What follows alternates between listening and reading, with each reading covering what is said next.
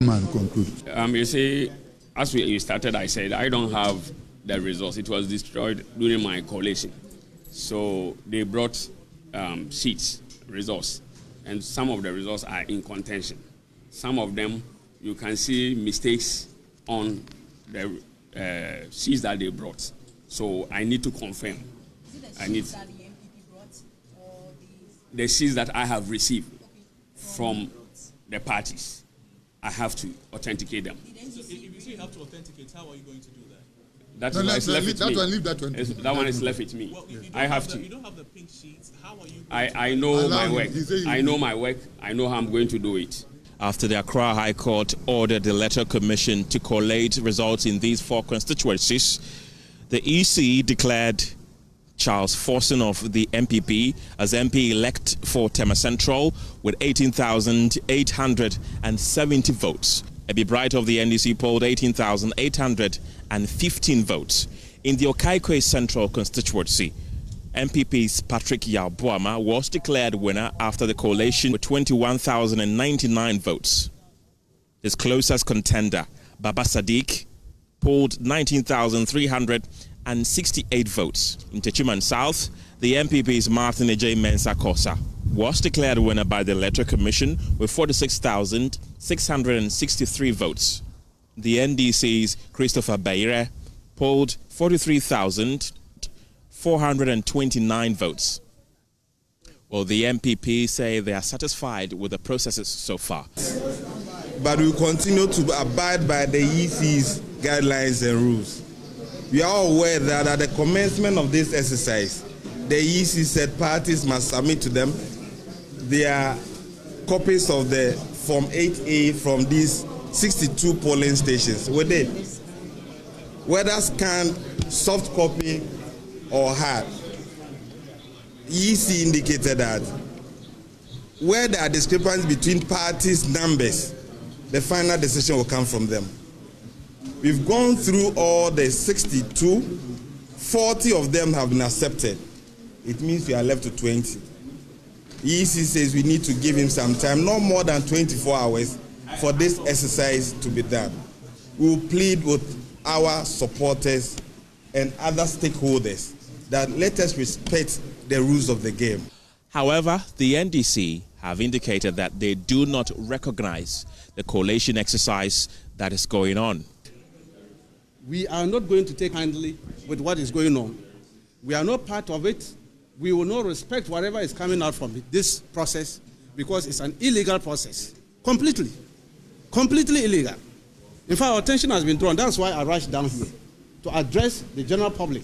Let the NDC supporters be aware that, look, they should be rest assured. Leadership is in charge. And we will make sure that the illegality going on here will be reset by the reset process. It's left with 2 days for us to start the reset. With just 2 days until the members of parliament elect are sworn in, the Electoral Commission is obviously racing against time to decide on what to do with Ablekuma North. Well, the NDC has meanwhile rejected the collation and declaration of results for the 3 outstanding constituencies, labeling the process as illegal and unlawful. Director of Legal Affairs for the party, Eduji Tamaklo, says the party has filed an appeal and stay of execution against the Accra High Court's ruling that ordered the Electoral Commission to complete the collation of the results. I need to state categorically that the National Democratic Congress reject these purported redeclarations that are happening today at the rich office of the Electoral Commission. We reject it.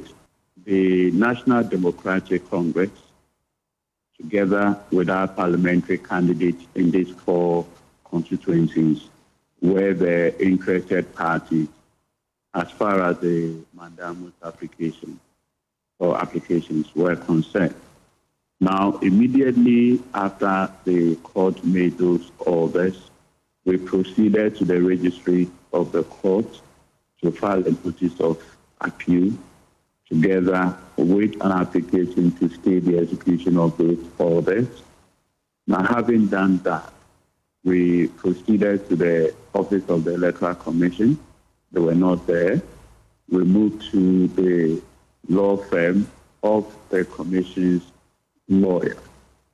Thankfully, we met the clerk in the law firm, and the processes were duly served on the clerk. Now, and this yesterday, the process hasn't been served on them. It's our expectation that the Electoral Commission will abide with the processes that were set. Now, they have decided to blatantly defy the application to stay the execution and proceed with this purported redeclaration. And that is why we say we categorically reject this redeclaration. And away from the disputed constituency results, let's take you to the Black Star Square because final preparations are underway for the inauguration ceremony of President-elect John Mahama. It's all hands on deck for the people who will be playing various roles on the day. Lampos and the roads leading into the Black Star Square have been draped in the colors of Ghana, creating a powerful visual display of national pride. Clerk of Parliament Emmanuel Ahuma says all is set for Tuesday's event. He has also been providing details of the event. Preparations are far advanced for Tuesday's ceremony. I can tell you that all the people who will be playing critical roles on the day are here today, busily working, even on a Sunday. So on a normal day here at the Black Star Square, on a Sunday, it's quiet here. But this place is buzzing with a lot of activity this afternoon because of the events that would be taking place on Tuesday. We're privileged to have with us here the production designer here. Let's speak to the production designer, Tony. I mean, it's what should I call it? It's an area that has been set up to house Parliament, if you want to call it, you know, because this is a parliamentary event. And we have section areas for different categories of people. And then we've been able to section it in different theme colors. I mean, of course, taking the theme from our flag, you know. So we have the yellow section. And that's supposed to house the President-elect, the Chief Justice, the Speaker of Parliament, and the Vice President-elect. Okay, that's in the middle. In the middle of the yellow section. Yeah. To their right will be the spouses of the presidents and other dignitaries. That's the side. That's that side, yes. Yeah. And then to the left of that is going to be all the invited presidents that are coming. For the event, yes. We already know 10 heads of state will be coming. We're told 2 vice presidents, 2 former presidents would also be in as well. Okay, so this is the setup for the yellow session. Okay, so now the green session? Yes, so the green section is for all the dignitaries that have been invited to be here. So both the green section and the red section are going to be for anybody who has an invitation to be at the inauguration, and that's where they are going to be. Now beyond that is the black section. Okay. And the black section is going to house parliamentarians and then their spouses, both on the left and right of them. Yes. Okay. So parliamentarians will be in the middle and their spouses will be flanked on the sides. Yes, flanked on the sides. Okay. Yes. And then we have the red section here.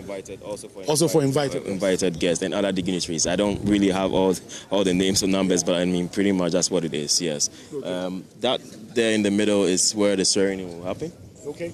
Yes, right here. This is where the president-elect will hold the sword after taking the oath, swearing the oath. He'll stand here and then hold the sword of authority. Correct. That's where it's going to be. But we have the Clerk of Parliament here with us. Let's speak to the Clerk of Parliament. Preparations are in advance. We are virtually done. It's just a matter of arranging the chairs, putting the rest of the carpet, tidying up the place, and then where we have to do the electrical works to ensure that microphones are working, everything is in order. Those are the fine details we have to do. Some embellishments here and there which cannot be done now. It should be close to the eve of the event, probably tomorrow, by close of day tomorrow. The square would have been ready, would have been properly swept. The place will be locked up from public interference. Nobody comes in here to sweep the place and guarantee the safety and security of all Ghanaians who will be here that day. So we are on course, as you can see. Okay. And when we get here, the program lineup. The program lineup is very clear. We come in here. Obviously, the judiciary come in. They normally process into the chamber. We have designated points where they will process into the chamber. They take their seats. The Chief Justice goes to the dais to sit at the appropriate place. Speaker, entourage with the clerks at table enter the chamber and calls the House to order. We would have been expecting the President and the Vice President-elect arrival. Once they arrive, and then we have signals, the Speaker gives indication, invites the leaders, majority, minority leaders, to join us, to receive the President and the Vice President at the central lobby here. So the President's entourage joins the Speaker's entourage into the chamber, and after that, the program now continues. Speaker welcomes them into the House and, indicates the main event for the day, which is celebration of oath, invites the Chief Justice to proceed to the days, calls His Excellency the President and Vice President-elect in succession to take and subscribe to the oath. So that's it. The oath starts with the Vice President, and after that, you do the President because that's the climax. Okay, great. So you say that for now, like you rightly mentioned, all is set and we're ready. All is set. Everything is set. We are ready. We're just waiting. Well, another day, another inferno, because fire has razed over 100 stores and 30 shops at the Kwadoso Wood Market in the Kwadoso Municipal Assembly of the Ashanti region. The devastating fire swept through the wood market on Saturday, ravaging the main sawmill, destroying major plants, equipment and thousands of cedis worth of wood. The affected victims are calling for support from government and other philanthropists after losing over millions of cedis in the fire. Nana Boachi Yadom has more in this report.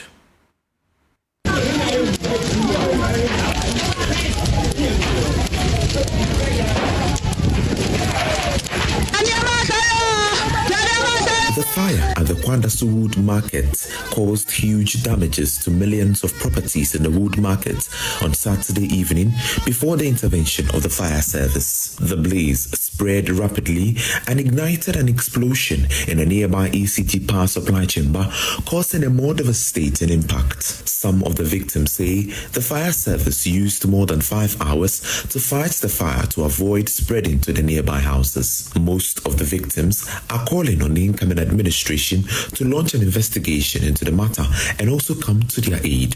She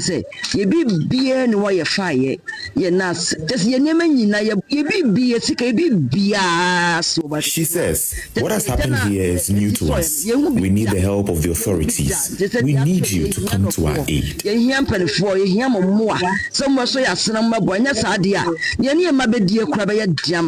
And when I came to the scene, to be frank, the fire was very great because it was something that we the boys here, we cannot do anything about it. So you need to call the fire service for them to come so that they will come to our aid. The assembly member at the Nsiasari electoral area at the Kwadoso municipality, Richard Tutu, speaking to JoyNews, said no life has been lost, but the most affected items are the wood products and the milling machines. It affected so much, and a lot of I can say they've lost a lot of properties here. A lot of properties here have been lost. Have you been able to quantify how many traders have been affected? About 30 years. Going forward, what will be done? We've just started the investigation on what caused the fire. So the assembly too will come in for us to know what to do in the near future. Investigations are currently underway to identify the cause of the fire. For JoyNews, Nana Boachi Yadom, Kumasi. Still on fire outbreaks, pressure is mounting on the government to immediately halt the trader-led reconstruction of the Kantamanto clothing market following a devastating fire on Thursday, January 2nd. The blaze claimed one life, destroying over 1,000 stores and caused losses worth millions of Ghana cedis. Despite the tragedy, traders have begun rebuilding their stores at the site. MP-elect for the Buako South constituency, Dr. Kinsley Aiman, speaking to journalists shortly after his registration in Parliament, insisted that the reconstruction must be government-led to ensure proper standards and safety.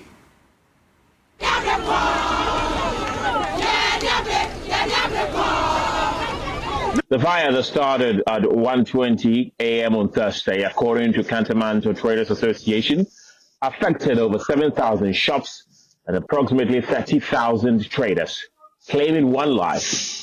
Here's chairman of the Kantamanto Traders Association, Samuel Amo, in an interview with JoyNews. I know somebody died from where the fire started. He was sleeping on top of some of the bills. So before he realized that there was a fire, he fall from the. He was rushed to Kurubu, but I was made to understand that he just passed on. And that is the casualty, the only casualty that I know of. When we talk about people that have lost their goods, where we are standing now, there are over 2,000 shares here. And you know, there are about 7,000 shares were lost to the fire. It's over 7,000 shares. The National Fire Service battled the blaze for over 12 hours before successfully extinguishing it. However, less than 24 hours later, traders have already started rebuilding their shops in a bid to prevent authorities from redeveloping the area. So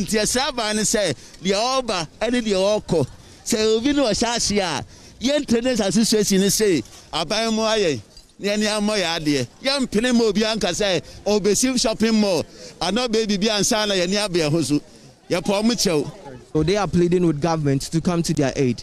According to him, when it happened in 2013, government supported them.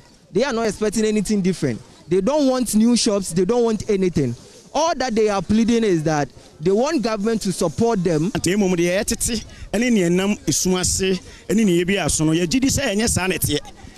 I say na pamo aha pamo because your baby a more ye di moja and I Ghana for no so no your baby a to ya de ne baby ye di edwa because more ebi o Ghana ha bebre but wo kwa abusan wo se nipa dodo se ne gu mo ho but Kantamanto ani pa achi wo mo ne nipa ketewa so ati ase o because population we o for long short to sisi na hwe megu a metima ka tro say about the 50% ne bi o mu okunu 85 no nyina ni kunu Kantamanto na etete wo mo beto mu kura nkola 2 ne 3 but e bia mo wan say bia mo besi amo acha manipa mo emoa because for suni ma ne nton wo mo mu because an e di adwa wo table so aha no kura hende Ghana na di ura kanta ha utimi de bo obra.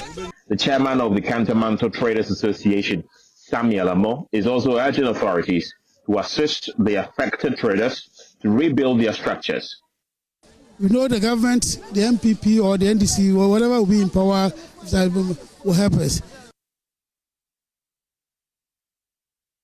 That's a story on the aftermath of that devastating fire outbreak last Thursday. We can now listen to the MP-elect for Buako South constituency, Dr. Kinsley Aiman, who, speaking to journalists shortly after his registration in Parliament, insisted that the reconstruction of the Kantamanto market must be government-led to ensure proper standards and safety. My greatest sympathy to all the affected traders at the Kantamanto market. I hear they are reconstructing the market. I have a very strong opposition to that. We can't continue to do the same thing over and over again and expect a different result. The reconstruction of the market must be done by the government with pre-engineered or well-engineered structure, because we can't continue to reconstruct this market the same things that gave up the fire. In as much as it's a very difficult thing and I sympathize with them, the government must take the reconstruction, properly engineered pathways, proper wiring, anything that will make good for a very good market. Act 1061, Section 218 of the Insurance Act of 2021 is very clear that commercial buildings or commercial places must be insured against fire, public liability, storms, and stuff like that, so that we can enforce, government will enforce for the purchase of insurance. Because the way they are constructing, like the previous ones, are all insurable. You can't insure tantamount to market with these construction materials. So our risk exposure is very high. And we must get it that it is a business they are running. They are not charities. If you are doing business, insurance is a very legitimate cost line or cost item. Insurance is not expensive, especially some of these commercial buildings or commercial insurances that are backed by law, that is compulsory, that everybody undertakes. I think the rate is between 0.15% and 0.2%. For ease of calculation, if a value is, let's say, 1 million Ghana cedis, you use a higher one, which is 0.2%. The premium that is payable annually is just 2,000 cedis. So it's about time that we take some of these things very seriously. The act has been is in place. It's up to us to enforce it. But you can't enforce an act with the kind of construction that happens in places where we all patronize that much. I hear Kwadaso Wood Village 2 is on fire. My check from the industry shows that KJTR Market was previously insured, but from 2022, they've stopped paying premiums and they are not on cover. Look at this thing that a lot of money went into it, KJTR Market. It's uninsured as I speak with you. We can't continue like that. Tantamount to the government must stop the reconstruction by the traders. We sympathize with them, but the basis for which they are reconstructing is a recipe, or we are just waiting for another fire to happen after all the reconstruction. We have more stories after this break. Hello again. Outgoing Upper West Regional Minister Stephen Yakubu says that he is surprised that despite the plethora of developmental projects the MPP spearheaded in the country, Ghanaians still voted them out. Speaking in an exclusive interview with JoyNews' Upper West Regional Correspondent Rafiq Salam, he said he expected people to reward his party by voting massively for them, but that was not the case. Outgoing Upper West Regional Minister Ambassador Stephen Yakubu says he is here to come to terms with the massive defeat of the New Patriotic Party MPP, despite what he termed as monumental development that the party brought to the Upper West region and the country at large. The Kamba Bridge is a major bridge. It's an international road. I know how our party and Honorable Ambrose and the good people of the MPP work hard for that bridge to reconstruct it. And in fact, as a region, we were so lucky because during the rainy season, if that bridge wasn't there, that entire sector would have been cut off. And this is the vision and this is the way MPP work. But doing all this, in this region, we got zero. So Nando may be an isolated case. Well, I just gave an example about the entire Upper West region. Look, Soko projects, DDF, Get Fund, District Assembly's Common Fund, you name it. There's a massive improvement in people's lives. But as a politician sitting down, what I need to think about is, really, do Ghanaians really want the roads? Do they want the schools? Do they want the hospitals? Do they want the electricity? That's all for tonight. My name is Kenneth Jesse. Bye for now.